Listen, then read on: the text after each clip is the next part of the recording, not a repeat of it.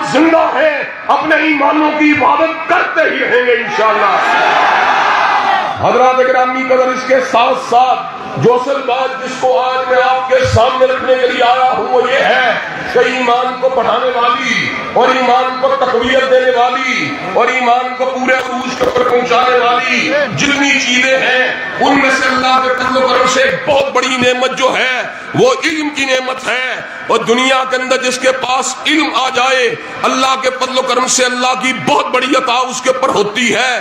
آپ کو اس بات کا علم ہے کہ اللہ تبارک و تعالیٰ نے حضرت آدم علیہ السلام کو جنات کے بعد پیدا کیا، فرشتوں کے بعد پیدا کیا، لیکن پھر کیا کیا؟ وَعَلَّمَ آدَمَ الْأَسْمَاءَ كُلَّهَا، حضرت آدم علیہ السلام کو عالم و فاضل بنا دیا۔ جب ان کو عالم بنا دیا فرشتوں کے سامنے یہ بات کہی کہ فرشتوں کیا تم ان چیزوں کے نام کو جانتے ہو؟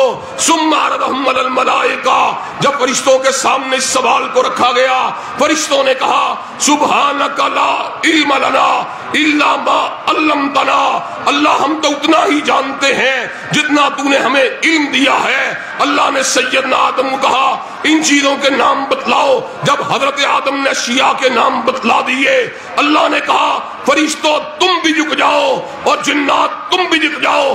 آدم کو یہ فخر اگر حاصل ہوا، یہ شرف اگر حاصل ہوا تو اللہ کے فضل و کرم سے علم کی دولت کی وجہ سے حاصل ہوا۔ اور اللہ کے فضل و کرم سے آج میں آپ سلفی دوستوں کے سامنے اور اہل سنت کے فرزندوں کے سامنے اس بات کو رکھنے کے لیے آیا ہوں، انشاءاللہ جب تک اللہ تبارک و تعالیٰ کے فضل و کرم سے ہم زندہ ہیں علماء کے سامنے زانو تلمس کو طے کرتے رہیں گے، قرآن کے علم کو بھی حاصل کرتے رہیں گے، بخاری کے علم کو بھی حاصل کرتے رہیں گے، مسلم کے علم کو بھی حاصل کرتے رہیں گے، زندگی کے آخری سانس تک انشاءاللہ علم کے لیے اپنے آپ کو وقف کرتے ہی رہیں گے انشاءاللہ۔ حضرات گرامی قدر،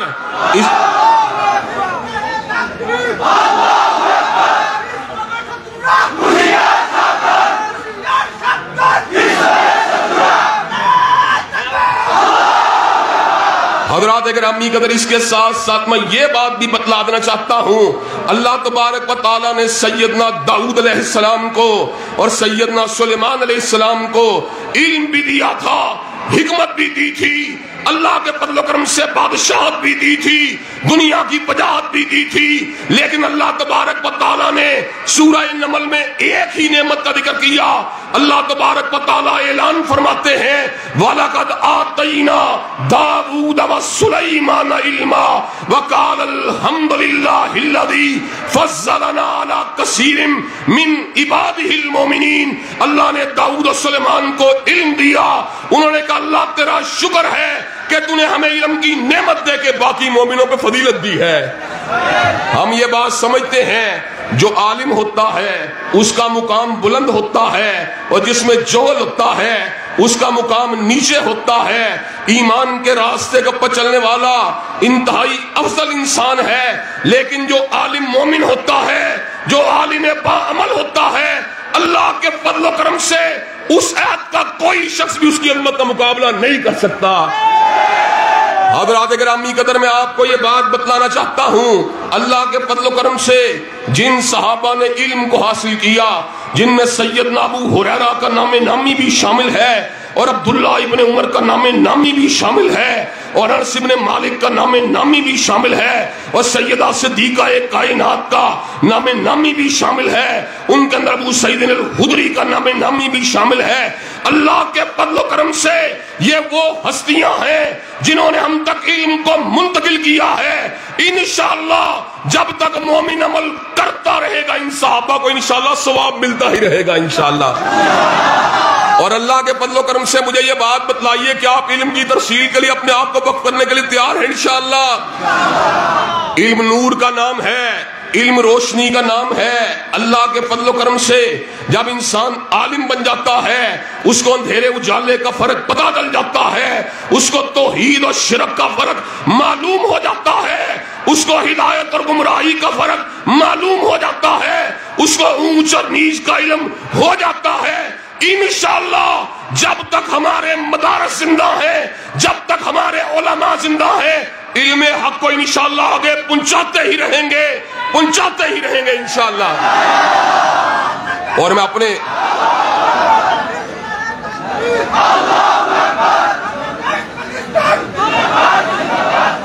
حضرات گرامی قدر، اگلی بات میں آپ حضرات کے سامنے یہ بھی آپ حضرات کے سامنے بیان کر دینا چاہتا ہوں. اللہ کے فضل و کرم سے یہ بات میں علی وجہ بصیرت کہہ رہا ہوں. علم کی دو قسمیں ہیں. ایک سائنسی علوم ہیں جن میں ہم علم کو حاصل کرتے ہیں، تجربے سے حاصل کرتے ہیں، مشاہدے سے حاصل کرتے ہیں. اور علم کی دوسری قسم وہ ہے جو آسمانوں سے آئی ہے، جو پروردگار عالم نے بھیجی ہے. اس کے حصے دو ہیں. ایک رب کا قرآن ہے، ایک مدینے والے کا فرمان ہے. انشاءاللہ جب تک ہم زندہ ہیں اسمانی علم کو انشاءاللہ آگے پہنچاتے ہی رہیں گے انشاءاللہ. دنیا کے علم میں ٹھوکر لگ سکتی ہے لیکن قرآن و سنت میں غلطی ہو سکتی، قرآن و سنت میں غلطی ہو سکتی. حضرات گرامی قدر، میں آپ کو یہ بات بتلا دینا چاہتا ہوں، الحمد کی الف لام سے لے کر ناس کی الف سین تک قرآن مجید کا ہر لفظ مکمل ہے. اس میں کسی کمی بیشی کی کوئی گنجائش موجود نہیں ہے، اس میں کسی نقص کا کوئی اندیشہ موجود نہیں ہے. حضرات گرامی قدر، دوسری بات حضرت رسول اللہ کی حدیث ہیں. حضرت رسول اللہ نے حدیث کے علم کو کہاں سے حاصل کیا؟ میری بات کو توجہ سے سنیے. ہم نے علم کو حاصل کیا علماء سے حاصل کیا، ہم نے علم کو حاصل کیا علامہ شہید سے حاصل کیا، انہوں نے علم کو حاصل کیا حافظ محمد گوندلوی سے حاصل کیا، انہوں نے علم کو حاصل کیا حافظ عبد المنان بدیر آبادی سے حاصل کیا، انہوں نے علم کو حاصل کیا سید نذیر حسین مقدس دہلوی سے حاصل کیا، انہوں نے علم کو حاصل کیا حضرت شاہ اسحاق سے حاصل کیا، انہوں نے علم کو حاصل کیا حضرت شاہ عبدالعزیز سے حاصل کیا، انہوں نے علم کو حاصل کیا حضرت شاہ ولی اللہ سے حاصل کیا. بات بڑھتی بڑھتی امیر المومنین فی الحدیث حجت اللہ فی الارض حجب الحفظ حضرت امام بخاری تک پہنچی. بخاری نے علم کو حاصل کیا ترجمان سنت احمد ابن حنبل سے حاصل کیا، انہوں نے علم کو حاصل کیا امام علم و حلم حضرت شافعی سے حاصل کیا، انہوں نے علم کو حاصل کیا امام دار الہجرہ حضرت امام مالک سے حاصل کیا، انہوں نے علم کو حاصل کیا شیخ القرہ حضرت نافع سے حاصل کیا، انہوں نے علم کو حاصل کیا محدث ملت عبداللہ ابن عمر سے حاصل کیا، عبداللہ ابن عمر نے علم کو حاصل کیا حضرت رسول اللہ سے حاصل کیا. جب حضور کی باری آئی حضور نے علم کو حاصل کیا، نہ کالج سے حاصل کیا، نہ یونیورسٹی سے حاصل کیا، نہ مکتب سے حاصل کیا، نہ مدرسے سے حاصل کیا.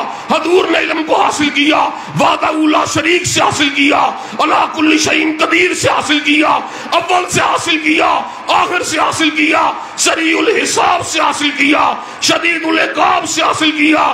اللہ کا علم بھی غلطی سے پاک ہے اور حضرت رسول اللہ کا علم بھی غلطی سے پاک ہے. حضرات گرامی قدر، اللہ کے فضل و کرم سے آل الحدیث کی دعوت اور اہل سنت کی دعوت ان دو بنیادی صحیفوں کے پر استوار ہے. ہم کبھی کسی محدث کی فن کی بات نہیں کرتے، ہم کسی امام کی امامت کی بات نہیں کرتے، ہم کسی فقیہ کی فقاہت کی بات نہیں کرتے. عزت سب کی کرتے ہیں، ادب سب کا کرتے ہیں، لیکن اہل السنت اور اہل الحدیث دین کے معاملات میں حجت اگر کسی کو مانتے ہیں تو یا رب کے قرآن کو مانتے ہیں یا مدینے والے کے فرمان کو مانتے ہیں. اللہ کے فضل و کرم سے ہمارا منہج سونے کا منہج ہے، ہمارا منہج جو ہے ہیرے کی مانند چمکدار ہے، ہمارا منہج جو ہے سورج کی مانند تابناک ہے، ہمارا منہج چودھویں کے چاند کی مانند روشن ہے.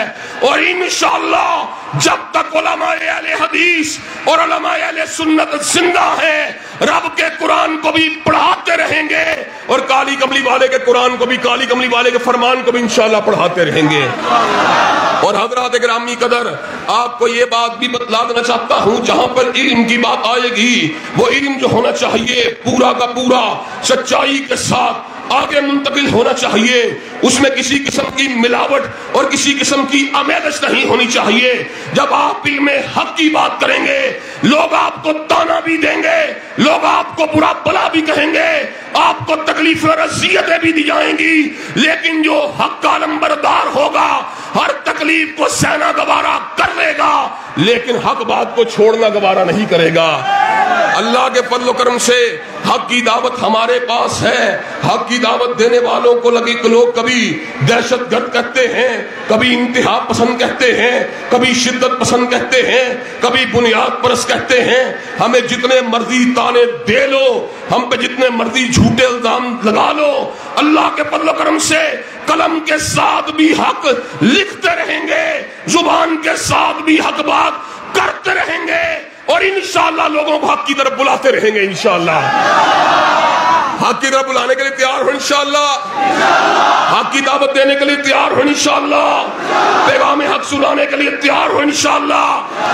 اور حضرات گرامی قدر میں آپ کو یہ بات بھی بتلا دینا چاہتا ہوں، جو عالم حق ہوتا ہے اس کا عمل ریاکاری کے لیے نہیں ہوتا، اس کا عمل دکھلاوے کے لیے نہیں ہوتا، بلکہ عالم حق جو ہوتا ہے اس کا عمل اللہ کی رضا کے لیے ہوتا ہے۔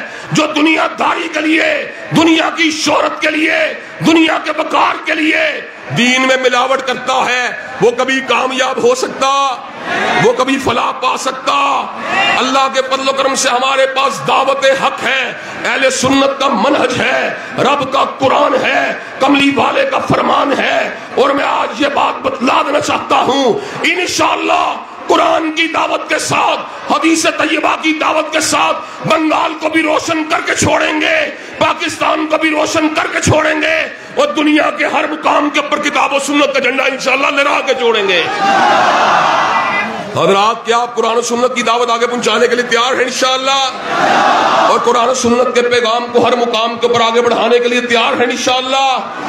اور میں آپ کو یہ بات بتلا دوں، انشاءاللہ جو شخص بھی کتاب و سنت کے پر یقین رکھنے والا ہے، جو شخص بھی کتاب و سنت کی دعوت دینے والا ہے، اللہ کے فضل و کرم سے وہ شخص ہمارا بھائی ہے، ہمارے دل کی دھڑکن ہے۔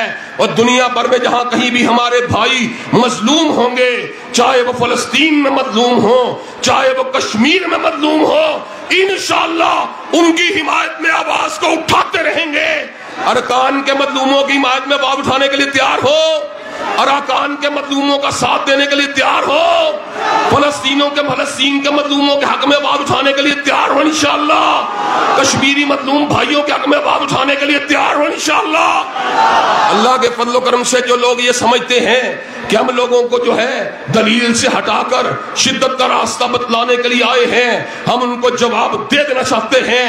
اللہ کے فضل و کرم سے ہمارے ہاتھ میں قلم ہے، ہماری زبان کے اوپر حق ہے، اور ہم حق کے اوپر جمے ہوئے ہیں، نہ کسی کی دھمکیوں سے ڈرتے ہیں، نہ کسی کے بلیک میلنگ سے ڈرتے ہیں، نہ کسی کے پروپیگنڈا سے ڈرتے ہیں۔ نظر ہماری ہوتی ہے تو یا رب کے قرآن پہ ہوتی ہے، یا کالی کملی والے کے فرمان پہ ہوتی ہے۔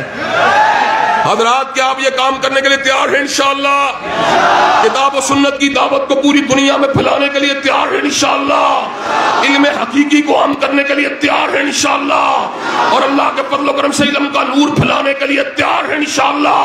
اور کتاب و سنت کا وہ منہج جس کے لیے بر صغیر میں کبھی ولی اللہ نے قربانیاں دی، کبھی شاہ اسماعیل شہید نے قربانیاں دی، کبھی سید نذیر حسین مؤدب دہلوی نے قربانیاں دی، اور یہاں پر ہمارے بھائی مولانا عبداللہ القافی القریشی نے قربانیاں دی، ڈاکٹر عبد الباری نے قربانیاں دی۔ اللہ کے فضل و کرم سے پاکستان میں علامہ شہید نے قربانیاں دی، اور جب تک ہم زندہ ہیں اپنے اسلاف کی روایات کو آگے بڑھاتے ہی رہیں گے، اپنے اسلاف کے راستے کے پر چلتے ہی رہیں گے، اور انشاءاللہ کتاب و سنت کی دعوت کو عام کرتے ہی رہیں گے۔ کیا آپ یہ کام کرنے کے لیے تیار ہیں انشاءاللہ؟ کوئی تکلیف آئے برداشت کرنے کے لیے تیار ہیں انشاءاللہ؟ لوگوں کو کتاب و سنت کی دعوت کے حوالے سے پیغام دینے کے لیے تیار ہیں انشاءاللہ؟ شب گریزاں ہوگی آخر جلوہ خورشید سے، اور یہ چمن معمور ہوگا نغمہ توحید سے۔ وآخر دعوانا الحمدللہ رب العالمین۔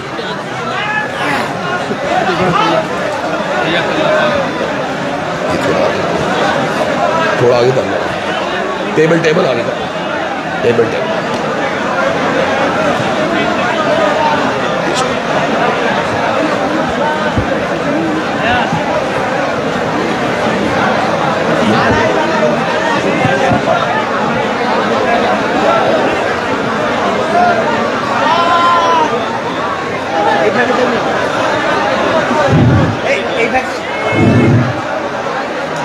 সম্মানিত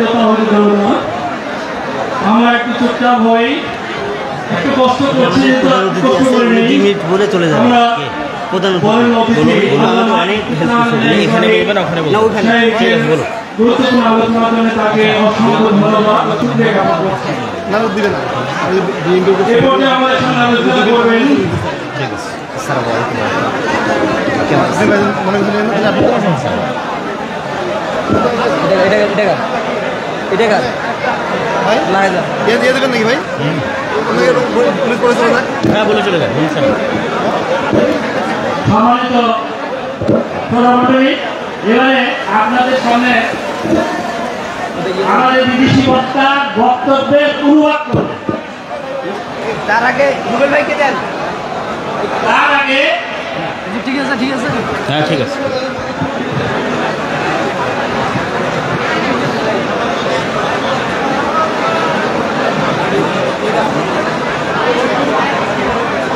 সম্মানিত উপস্থিতি, এ পর্যায়ে আপনাদের মাঝে সংক্ষিপ্ত কথা বলবেন নীলফামারী জেলা বিএনপির সদস্য সচিব, বর্তমান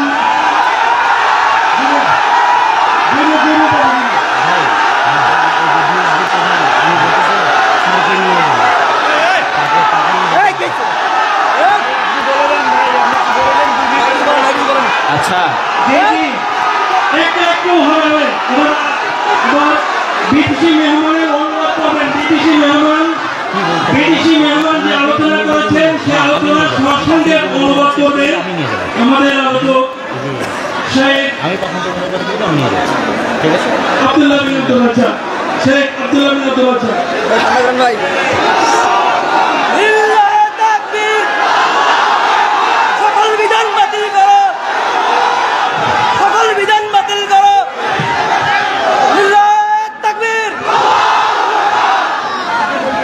আসসালামু আলাইকুম ওয়া রাহমাতুল্লাহি ওয়া বারাকাতুহু। আপনারা আব্বুকে নিয়ে আসতে থাকেন, নিয়ে আসতে থাকেন। যাবতীয় প্রশংসা হামদ সানা মহাপরাক্রমশালী আল্লাহ সুবহানাহু তাআলার জন্য। সকলেই বলি আলহামদুলিল্লাহ। দরুদ ও সালাম বর্ষিত হোক পৃথিবীর সর্বশেষ ও সর্বশ্রেষ্ঠ রাসূল আহমদ মোহাম্মদ মুস্তফা সাল্লাল্লাহু আলাইহি ওয়াসাল্লামের প্রতি। প্রথমত আমরা বাংলাদেশ সরকারের শুকরিয়া আদায় করি যে বাংলাদেশ সরকার আল্লামা ইবতিসাম ইলাহি জহির হাফিজাহুল্লাহকে বাংলাদেশে আসার জন্য গত বছরও আলহামদুলিল্লাহ আমরা দ্রুত ভিসা পেয়েছিলাম, এবছর আলহামদুলিল্লাহ দ্রুত ভিসা পেয়েছি। বলেন আলহামদুলিল্লাহ। বাংলাদেশ সরকারের কাছে আমরা আরও উদাত্ত আহ্বান জানাতে চাই যে পাশের দাদা বাবুরা নাকি আবেদন করেছে যে ডাক্তার জাকির নায়েক বাংলাদেশে আসলে তাকে গ্রেফতার করে তাদের হাতে তুলে দিতে হবে। তো আমরা আবেদন জানাবো যে ডাক্তার জাকির নায়েককে রাষ্ট্রীয় মেহমান হিসেবে বাংলাদেশে নিয়ে আসতে হবে। এবং আলহামদুলিল্লাহ রাজশাহী থেকে রংপুর আসা পর্যন্ত প্রশাসনের এনএসআই, সিটিএসবি, ডিজিএফআই সকলেই আমাদের সাথে সহযোগিতাপূর্ণ ব্যবহার করেছে এবং এখনও আলহামদুলিল্লাহ সহযোগিতাপূর্ণ ব্যবহার করছে। আমরা সকলের শুকরিয়া আদায় করি। আর তাদের সহযোগিতাপূর্ণ ব্যবহার আরও বেড়েছে, তার কারণ হচ্ছে আমাদের পার্শ্ববর্তী দেশে আল্লামা ইবতিসাম ইলাহি জহিরের আশায় বিভিন্ন উদ্ভট মিথ্যা নিউজ তারা প্রপাগান্ডা প্রচার করতেছে। আমরা আহলে হাদিসরা আমি মনে করি যে বাংলাদেশের সবচেয়ে নিরীহ দাওয়াতি কাজ করে হচ্ছে আহলে হাদিস এবং সালাফিরা। মানুষ অভিযোগ করে যে আহলে হাদিসরা নাকি রাজনীতি করে না। কেন রাজনীতি করে না সেটা নিয়ে অভিযোগ করে, অথচ সামান্য একজন আহলে হাদিস আলেম বাংলাদেশে এসে বক্তব্য দিচ্ছে, সেটা নিয়েই কী রকমের তোলপাড় চলতেছে তা ভাষায় প্রকাশ করার নয়। তাহলে আহলে হাদিসদের দাওয়াতের মধ্যেই রাজনীতি লুকিয়ে আছে। আমাদের যে প্রধান অতিথি আছেন তো ওনার মাধ্যমে কিন্তু এই প্রোগ্রামটা হচ্ছে। 2 মিনিট আপনি একটু বলবেন। আচ্ছা 2 মিনিট আপনারা, আমিও যদিও বক্তব্য দ্রুত শেষ করে দিব, আপনারা এক কাজ করেন ভাইজান, আমার বক্তব্য আমি দ্রুত শেষ করব, আপনারা শেখ আব্দুর রাজ্জাক বিন ইউসুফকে নিয়ে আসেন, তাহলে উনি আর ফাঁকে কথা বলতে পারবে, দেরি হবে না। জি, তো আল্লামা ইবতিসাম ইলাহি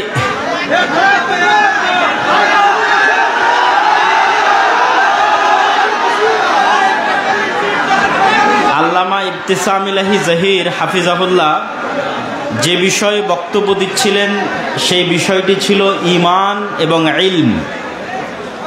ঈমান বিল গায়ব, অদৃশ্যের উপর বিশ্বাস, আর ইলম আল্লাহ সুবহানাহু তাআলা এবং তার রাসূলের পক্ষ থেকে আসা ইলম বা জ্ঞান। আমিও গত কয়েকদিন যাবৎ ঈমানের উপর বক্তব্য দিয়েছি, ঈমান বিল গায়ব। ঈমান বিল গায়ব হচ্ছে মুসলমানদের সবচেয়ে বড় সম্পদ। আর ঈমান বিল গায়ব না থাকলে মুসলমানেরা সবচেয়ে দুর্বল। কয়েকটা উদাহরণ দিই আপনাদের সহজভাবে বোঝার জন্য। মুসা আলাইহিস সালাতু ওয়াস সালাম ফেরাউনের তুলনায় দুনিয়াবি শক্তিতে সবচেয়ে দুর্বল ছিলেন। আজকের গাজার মানুষও ইসরায়েলের কাছে অত দুর্বল নয়। মুসা আলাইহিস সালাতু ওয়াস সালাম ফেরাউনের কাছে যত দুর্বল ছিলেন দুনিয়াবি ভাবে। তো মুসা আলাইহিস সালাতু ওয়াস সালাম যদি দুনিয়াবি বিজয়ের চিন্তা করতেন দুনিয়াবি ভাবে, দুনিয়াবি পদ্ধতিতে, তাহলে তিনি কখনোই বিজয় অর্জন করতে পারতেন না। কিন্তু মুসা আলাইহিস সালাতু ওয়াস সালামকে আল্লাহ সুবহানাহু ওয়া তাআলা শিখিয়েছেন যে ইন্নাল্লাহা আলা কুল্লি শাইইন কাদির, আল্লাহ সকল কিছুর উপর ক্ষমতাবান, পৃথিবীতে আল্লাহর ফেরেশতা বিরাজমান। অতএব মুসা, তুমি আল্লাহর ক্ষমতার উপর ভরসা রাখো এবং আল্লাহ সুবহানাহু ওয়া তাআলার ফেরেশতা তোমার সহযোগিতার জন্য সর্বদা তোমার সাথে আছে। তো মুসা আলাইহিস সালাতু ওয়াস সালামের হাতের লাঠিকে আল্লাহ সাপ বানিয়ে দিয়েছিলেন। সমুদ্রের মধ্যে আল্লাহ রাস্তা তৈরি করে দিয়েছিলেন। মরুভূমিতে আল্লাহ সুবহানাহু ওয়া তাআলা পাথর থেকে ঝর্ণা তৈরি করে দিয়েছিলেন। মরুভূমিতে আল্লাহ সুবহানাহু ওয়া তাআলা আসমান থেকে মান্না এবং সালওয়া খাবার পাঠিয়েছিলেন। এবং আল্লাহ সুবহানাহু ওয়া তাআলা তাদের জন্য এমন অসংখ্য ব্যবস্থাপনা করেছিলেন যেগুলো গায়েবী মদদ ছাড়া সম্ভব ছিল না, দুনিয়াবি কোনো শক্তি দিয়ে সম্ভব ছিল না। ঠিক তেমনি আমরা যদি মুহাম্মদ সাল্লাল্লাহু আলাইহি ওয়াসাল্লাম, আবু বকর, ওমর, উসমান, আলী রাদিয়াল্লাহু তাআলা আনহুম এদের জীবনী দেখি, খালিদ বিন ওয়ালিদ, আমর ইবনে আল আস এদের জীবনী দেখি, তাহলে তৎকালীন বিশ্বের রোমান সাম্রাজ্য এবং পারস্য সাম্রাজ্যের তুলনায় দুনিয়াবি শক্তির দিক থেকে আজকের মুসলমানদের তুলনায় শতগুণ দুর্বল ছিল আবু বকর, ওমর, উসমান, আলী রাদিয়াল্লাহু তাআলা আনহু। আজকের মুসলমানেরা আমেরিকা এবং ইসরায়েলের তুলনায় যত দুর্বল, মুহাম্মদ সাল্লাল্লাহু আলাইহি সাল্লাম এবং তার সাহাবীরা রোমান এবং পারস্য সাম্রাজ্যের তুলনায় তার চেয়ে শতগুণ বেশি দুর্বল ছিলেন। তাহলে তখনকার মুসলমানেরা বিজয় অর্জন করলো, এখনকার মুসলমানেরা মাজলুম কেন? কারণ কি? মুসা আলাইহিস সালাতু ওয়াস সালাম বিজয় অর্জন করলো, আজকের মুসলমানেরা মাজলুম কারণ কি? কারণ একটাই, যে খালিদ বিন ওয়ালিদ, আমর ইবনে আল আস, আবু বকর, ওমর, উসমান, আলী রাদিয়াল্লাহু তাআলা আনহুম এরা গায়েবের উপর ইয়াকিন রাখতেন। কেমন ইয়াকিন? দুই একটা ঘটনা শোনাই। গায়েবের একটা বড় বিষয় হচ্ছে ফেরেশতা। দুই একটা হাদিস শোনাই ফেরেশতাদের সম্পর্কে। একদিন এক সাহাবী যুদ্ধ করছে, তো দুই পাশে দুইজন সাদা ধবধবে পোশাক পরিধান করে তারাও যুদ্ধ করছে। সাহাবী বলছে, আমি এদেরকে পূর্বেও কোনোদিন দেখিনি, পরেও কোনোদিন দেখিনি। রাসূল সাল্লাল্লাহু আলাইহি ওয়াসাল্লামের সামনে যখন বর্ণনা দেওয়া হলো, তিনি বললেন এরা ছিল জিবরাইল আর মিকাইল, আল্লাহ পাঠিয়েছিলেন যুদ্ধ করার জন্য। আল্লাহু আকবার। উহুদের যুদ্ধে হানজালা রাদিয়াল্লাহু তাআলা আনহু শহীদ হয়েছে। তিনি বাসর ঘর থেকে বের হয়ে যুদ্ধের মাঠে গেছিলেন। রাসূলুল্লাহ সাল্লাল্লাহু আলাইহি ওয়াসাল্লামকে সাহাবীরা বললেন তাকে গোসল দেওয়াতে হবে। রাসূল সাল্লাল্লাহু আলাইহি ওয়াসাল্লাম উত্তরে বললেন তাগসিলুহুল মালায়েকা, ইতিমধ্যেই ফেরেশতারা তাকে গোসল দেওয়া সম্পূর্ণ করেছে। আল্লাহু আকবার। খন্দকের যুদ্ধে রাসূল সাল্লাল্লাহু আলাইহি ওয়াসাল্লাম যুদ্ধ শেষ করে অস্ত্র রেখে গোসল করতেছেন। গোসল শেষ হয়ে বের হয়ে দেখছেন জিবরাইল আলাইহিস সালাতু ওয়াস সালাম এসে উপস্থিত। তিনি বলছেন, আপনি অস্ত্র রেখে দিয়েছেন, আমরা তো অস্ত্র রাখিনি। তো কেন তোমরা অস্ত্র রাখনি? তো মদিনায় অবস্থান করা তিনটা ইহুদি গোত্র, বানু কুরাইজা, বানু কায়নুকা, বানু নাজির, তারা মুহাম্মদ সাল্লাল্লাহু আলাইহি ওয়াসাল্লামের সাথে লিখিত চুক্তিবদ্ধ ছিল যে মুহাম্মদ সাল্লাল্লাহু আলাইহি ওয়াসাল্লামকে তারা সহযোগিতা করবে। কিন্তু খন্দকের যুদ্ধে তারা গাদ্দারি করেছে, মুনাফিকি করেছে। তো জিবরাইল বলছে শুধু কাফেরদের পরাজয় নয়, মদিনার মধ্যে থাকা মুনাফিকদেরকেও শেষ করতে হবে। তাদেরকেও মদিনা থেকে বের করে দিতে হবে, তাদের শাস্তি বাস্তবায়ন করতে হবে, গাদ্দারির শাস্তি। তো আনাস রাদিয়াল্লাহু তাআলা আনহু বলছে, রাসূল সাল্লাল্লাহু আলাইহি ওয়াসাল্লাম আমাদেরকে বললেন চলো আমরা বের হই, জিবরাইল বের হতে বলছে। তো যখন সাহাবীরা বানু কুরাইজা, বানু কায়নুকা, বানু নজির গোত্রের দিকে অভিযান পরিচালনার জন্য বের হলেন, তখন তারা তাদের সামনে জিবরাইলের ঘোড়সওয়ার বাহিনীর উড়ন্ত ধুলা দেখতে পাচ্ছিলেন। বলেন আল্লাহু আকবার। আনাস রাদিয়াল্লাহু তাআলা আনহুর বর্ণনা যে তারা নিজেরা দেখছিলেন জিবরাইলের বাহিনীর উড়ন্ত ধুলা। একদিন রাসূল সাল্লাল্লাহু আলাইহি ওয়াসাল্লাম মসজিদে নববীতে বসে আছেন, একজন ব্যক্তি আসলো। ওমর রাদিয়াল্লাহু তাআলা আনহু বলছেন মদিনার কেউ তাকে চিনে না, আর সফরের কোনো চিহ্ন নাই। জিজ্ঞেস করছে ইসলাম কাকে বলে, ঈমান কাকে বলে, ইহসান কাকে বলে, কিয়ামত কখন হবে। সবকিছু জিজ্ঞাসা শেষে যখন বিদায় নিচ্ছে, তখন রাসূল সাল্লাল্লাহু আলাইহি ওয়াসাল্লাম জিজ্ঞেস করছেন তোমরা জানো ইনি কে? তো বলে না আমরা তো জানি না। তো বলে ইনি হচ্ছেন জিবরাইল আলাইহিস সালাতু ওয়াস সালাম, এসেছিলেন তোমাদের দ্বীন শিক্ষা দেওয়ার জন্য। তো রাসূল সাল্লাল্লাহু আলাইহি ওয়াসাল্লামের জীবদ্দশায় ফেরেশতা সংক্রান্ত যদি শুধু হাদিস জমা করি, যেটি আমাদের সালাফি কনফারেন্সে যে নতুন বই আসতেছে আল্লাহর পথে যাত্রা, আগামী 6 ও 7 নভেম্বর সালাফি কনফারেন্স, আপনাদের যে মেহমান আল্লামা ইবতিসাম ইলাহি জহির তিনিও সেখানে বক্তব্য দিবে। আপনাদের সকলের উপস্থিত হওয়ার আহ্বান, বলেন ইনশাআল্লাহ। আজকে হয়তো মনোযোগ দিয়ে খুব ভালোভাবে শুনতে পারলেন না, ওই দিন ইনশাআল্লাহ আশা করি আপনারা খুব ভালোভাবে মন দিয়ে শুনতে পারবেন। তো এই আল্লাহর পথে যাত্রা বইয়ে এই দলিলগুলো বিস্তারিত উল্লেখ করা আছে। তো সারমর্ম কি? রাসূল সাল্লাল্লাহু আলাইহি ওয়াসাল্লাম বলতেছেন যে জিবরাইল আমাকে মিসওয়াক করতে বলছে, কারণ আমার মুখের গন্ধে সে কষ্ট পায়। রাসূল সাল্লাল্লাহু আলাইহি ওয়াসাল্লাম বলছেন তোমরা মসজিদে পেঁয়াজ রসুন খেয়ে যেও না, কেননা ফেরেশতারা মসজিদে থাকে, তারা কষ্ট পায়। রাসূল সাল্লাল্লাহু আলাইহি ওয়াসাল্লাম একদিন বললেন বাড়িতে আজকে জিবরাইল আসেনি, ঘটনা কি? তো বাড়িতে ছবি ছিল, জিবরাইল আসেনি। রাসূল সাল্লাল্লাহু আলাইহি ওয়াসাল্লাম বললেন যেই বাড়িতে ছবি আছে, যেই বাড়িতে কুকুর আছে, সেই বাড়িতে জিবরাইল প্রবেশ করতে পারে না, বা রহমতের ফেরেশতা প্রবেশ করে না।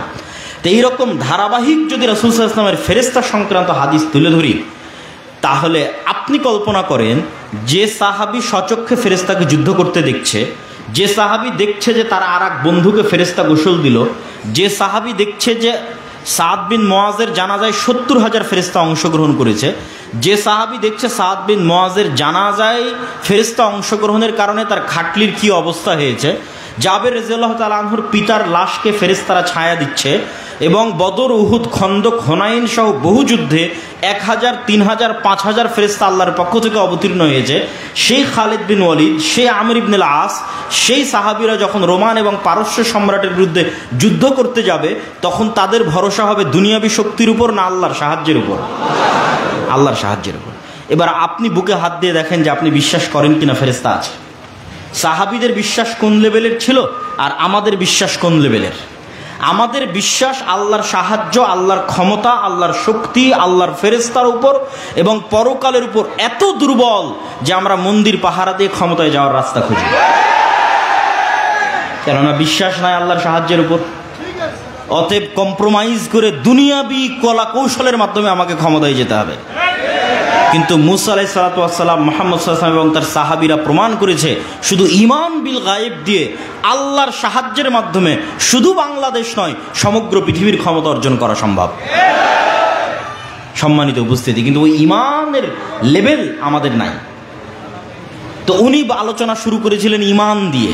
তো ঈমানের দুটা পয়েন্ট আমি আমার বক্তব্যের মধ্যে থেকে যুক্ত করে বক্তব্য সামনের দিকে এগিয়ে নিয়ে যাব, যতক্ষণ আপনাদের শাইখ আব্দুর রাজ্জাক বিন ইউসুফ না আসছে। ঈমানের দ্বিতীয় পয়েন্ট হচ্ছে আল ঈমান বিল আখিরাহ, পরকালের প্রতি বিশ্বাস। পরকাল মানে পুনরুত্থান। মরবো এ কথা সবাই জানি, কিন্তু মরার পর জীবিত হব কিনা এটা নিয়ে প্রশ্ন। তো মরার পর জীবিত হওয়াকে আল্লাহ সুবহানাহু ওয়া তাআলা এই দুনিয়াতেই মানুষের এই বিশ্বাসকে মজবুত করার জন্য যে মৃত্যুর পর জীবিত হওয়া সম্ভব এবং আল্লাহ জীবিত করবে, এবং পরকালের জীবন প্রকৃত জীবন, দুনিয়ার জীবন কোনো জীবন নয়। তো পরকালের জীবন প্রকৃত জীবন এটা বোঝানোর জন্য আল্লাহ সুবহানাহু ওয়া তাআলা দুনিয়াতে মৃত্যুকে জীবিত করাকে ডাল ভাত বানিয়ে দিয়েছেন। কিভাবে? একজন ঈসা আলাইহিস সালাতু ওয়াস সালাম আর কিয়ামতের পূর্ব মুহূর্তে, ওকে জাযাকাল্লাহ খাইর, আর কিয়ামতের পূর্ব মুহূর্তে দাজ্জাল। ঈসা আলাইহিস সালাতু ওয়াস সালামের মুজিজাই ছিল এক খাবলা মাটি হাতে নিয়ে এভাবে বিসমিল্লাহ ফু বলে ছেড়ে দিলে মাটি থেকে পাখি হয়ে আকাশে উড়ে যেত।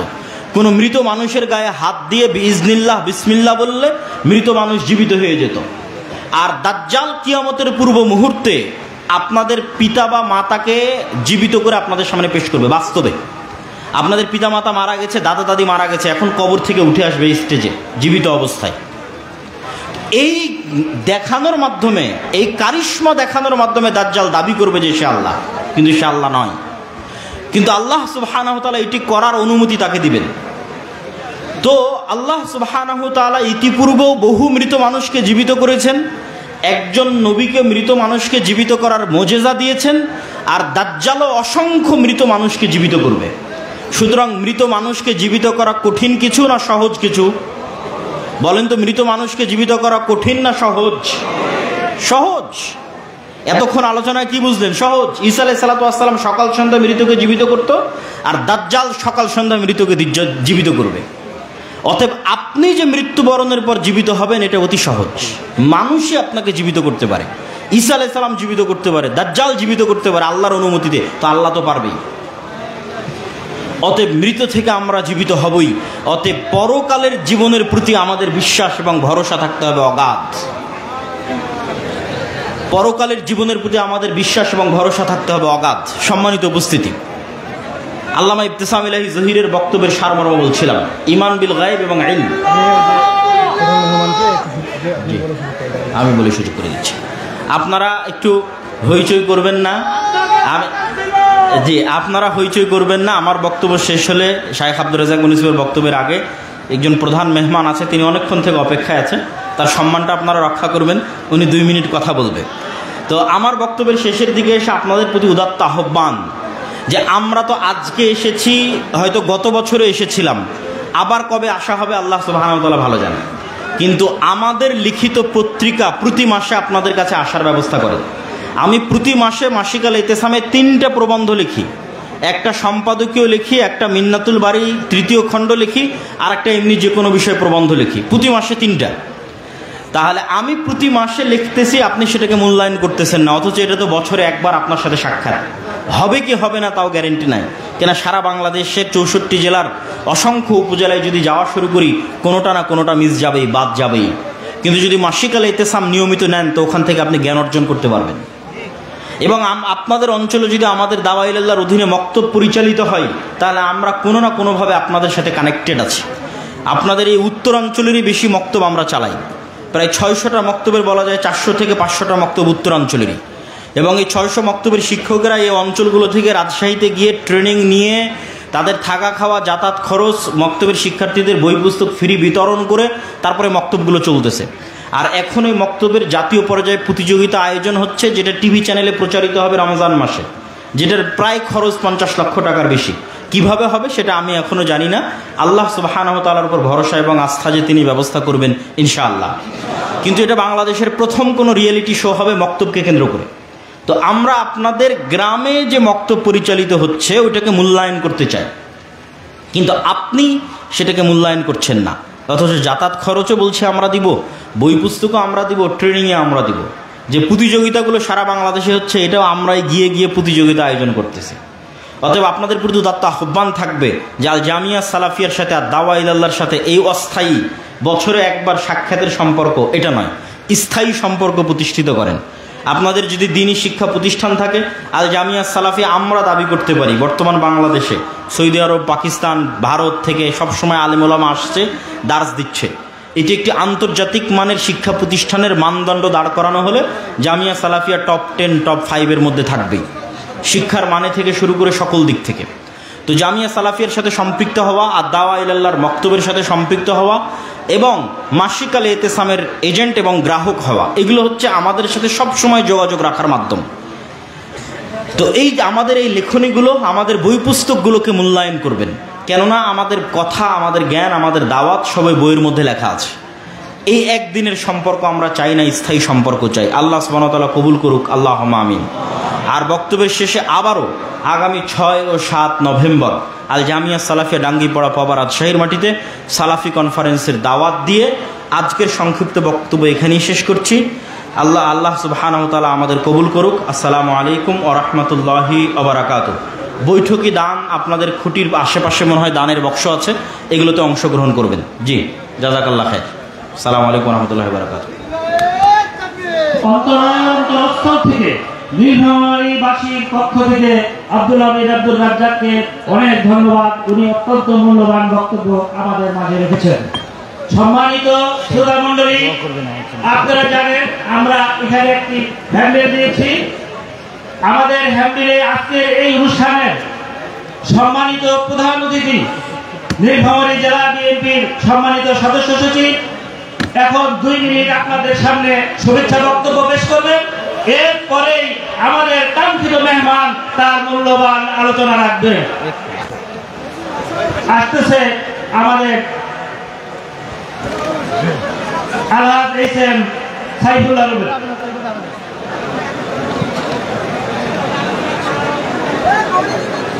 বিসমিল্লাহির রহমানির রহিম। আজকের এই তাফসীরুল কোরআন মাহফিলে আমাদের মাঝে উপস্থিত বিশ্বভরের আমি নিজেও তার ফ্যান ফলোয়ার শেখ আব্দুর রাজ্জাক বিন ইউসুফ, উপস্থিত এই তাফসীরুল কোরআন মাহফিলের সম্মানিত সভাপতি, স্নেহস্পদ সহসভাপতি এবং আমার সামনে শ্রোতাবৃন্দ। আসলে আপনারা যে এরকম বক্তার মাঝে আমরা বক্তব্য দেওয়ার জন্য আমাদের কোনো নলেজই নেই। আমরা শুধুমাত্র আমাদের দাওয়াত করেছে, আমরা উপস্থিত হয়েছি, আপনাদের সালাম জানাবো, আমরা চলে যাব। আমরা শুনবো এই বক্তাদের, আমরা ইউটিউবে আমরা বিভিন্ন রকম তাদের প্রোগ্রাম শুনে, তাদের এই আমল শুনে আমরা আমল করার নিজেও চেষ্টা করি।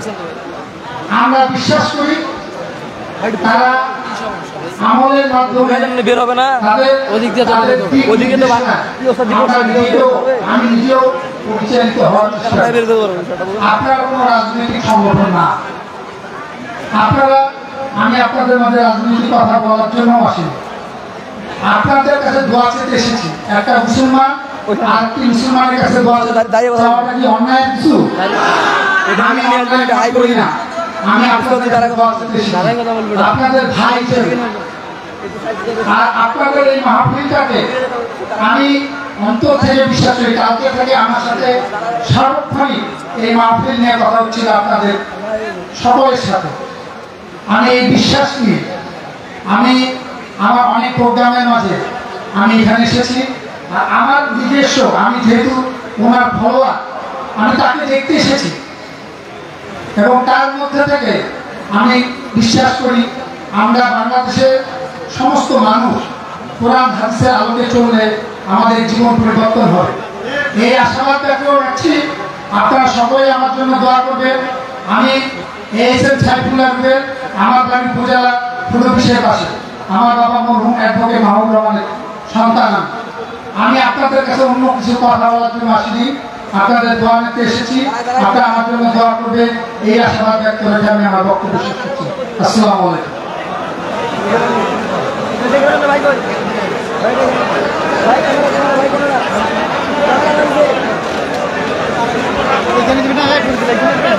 সম্মানিত শ্রোতামণ্ডলী, আমরা ধৈর্য ধারণ করে যার জন্য এই সংগ্রামীকে অত্যন্ত পরিশ্রম করে কষ্ট করে এই মঞ্চের সামনে উপবিষ্ট হয়ে আছি, সেই কাঙ্ক্ষিত আলেম, কাঙ্ক্ষিত ইসলামের দায়ী, আমাদের প্রিয় ব্যক্তিত্ব, এই নীলফামারী মানুষকে এবং নীলফামারী মাটিকে যিনি ধন্য করেছেন, সে বক্তব্যে আসেন শেখ আব্দুর রাজ্জাক বিন ইউসুফ।